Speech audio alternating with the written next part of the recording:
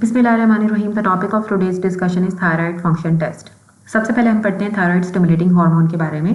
अगर आप कंसर्न होते हैं थायराइड डिजीज़ के बारे में तो आपने सिर्फ टीएसएच कराना है स्क्रीनिंग टेस्ट के तौर पे, और अगर आपका टीएसएच एबनॉर्मल आता है तो फिर आप T3 T4 करवाते हैं। जो हाइपरथायरॉयडिज्म होता है इसमें टीएसएच की वैल्यू कम हो जाती है क्योंकि आपके थायराइड हार्मोन्स बहुत ज़्यादा प्रोड्यूस हो रहे होते हैं, लेकिन पिट्यूटरी एडिनोमा के अंदर टीएसएच ज़्यादा होता है। इसी तरह से जो हाइपोथायरॉयडिज्म है इसमें टीएसएच की वैल्यू ज़्यादा होती है ताकि ज़्यादा थायराइड हार्मोन की रिलीज हो। लेकिन अगर आपको पिट्यूटरी या हाइपोथैलेमिक कॉज होगी जिसमें जिसे हम सेकेंडरी हाइपरथायरॉयडिज्म कहते हैं, और पेशेंट जब वो हाइपोथायरॉइड हो जाता है इसमें भी आपके टीएसएच के लेवल लो होते हैं। अब जो T3 T4 होते हैं, हाइपरथायरॉयडिज्म में T3 T4 ज़्यादा हो जाती हैं और हाइपोथायरॉयडिज्म में आपके T4 और T3 कम हो जाते हैं और TSH ज़्यादा हो जाता है। हाइपरथायरॉयडिज्म के अंदर TSH कम होगा, T3 T4 ज़्यादा होंगे। प्राइमरी हाइपोथायरॉयडिज्म में TSH ज़्यादा होगा, T3 T4 कम होंगे। सेकेंडरी हाइपोथायरॉयडिज्म में TSH भी कम होता है और T3 T4 भी कम होते हैं। अब थायराइड ग्लैंड के अंदर एंटीबॉडीज़ भी होती हैं जिसमें आपकी एक एंटी थायराइड पेरोक्सिडेज या एंटी TPO एंटीबॉडीज़ होती हैं जो कि थायराइड ग्लैंड के अगेंस्ट बन जाती हैं, और ये autoimmune diseases, autoimmune thyroid disease के अंदर ये एंटीबॉडीज़ या ऑटो एंटीबॉडीज़ प्रेजेंट होती हैं।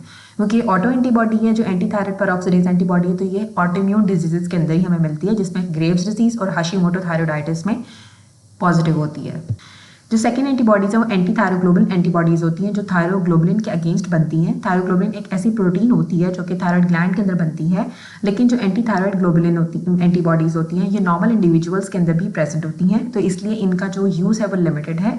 ये ग्रेव्स डिजीज़ में, हाशिमोटो थायराइडाइटिस के अंदर और थायराइड कैंसर में भी पॉजिटिव हो सकती हैं। जो TSH रिसेप्टर एंटीबॉडीज़ होती हैं ये भी ऑटो एंटीबॉडीज़ हैं जो TSH को ही मिमिक कर रही होती हैं और TSH रिसेप्टर के साथ बाइंड कर जाती हैं और थायराइड हार्मोन की रिलीज को स्टिमुलेट करती हैं। ये वन ऑफ द कॉज है ग्रेव्स डिजीज़ की, इसलिए हमें ग्रेव्स डिजीज़ के अंदर TSH रिसेप्टर एंटीबॉडीज़ मिलती हैं। तो ग्रेव्स डिजीज़ के अंदर हमें तीनों एंटीबॉडीज़ मिलती हैं, एंटी थायराइड पेरोक्सिडेज एंटीबॉडीज़ भी मिलती हैं, एंटी थायरोग्लोबिन एंटीबॉडीज़ भी मिलती हैं और TSH रिसेप्टर एंटीबॉडीज़ भी मिलती हैं। थायराइड ग्लैंड के लिए हम अल्ट्रासाउंड कराते हैं इस चीज़ को डिफरेंशिएट करने के लिए कि जो थायराइड नोड्यूल्स हैं उसको डिफरेंशिएट करने में, और ये चेक करने में कि सिस्टिक है, फ्लूइड फिल्ड है या सॉलिड नोड्यूल्स हैं, और फिर अल्ट्रासाउंड गाइडेड बायोप्सी भी करते हैं थायराइड लीजन्स की।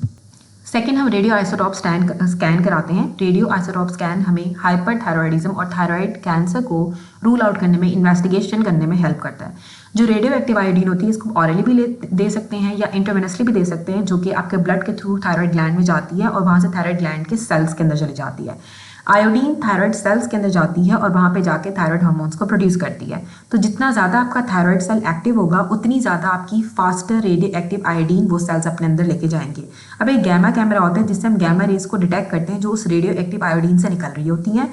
वो एरिया जहाँ पे रेडियो एक्टिव गैमा रेज ज़्यादा निकल रही होंगी, इसका मतलब है कि वहाँ पे रेडियो एक्टिव आयोडीन का ज़्यादा अपटेक हो रहा है, और इस तरह से हमें ये फंक्शनल इन्फॉर्मेशन बताता है कि थायराइड ग्लैंड कितना फंक्शन कर रहा है।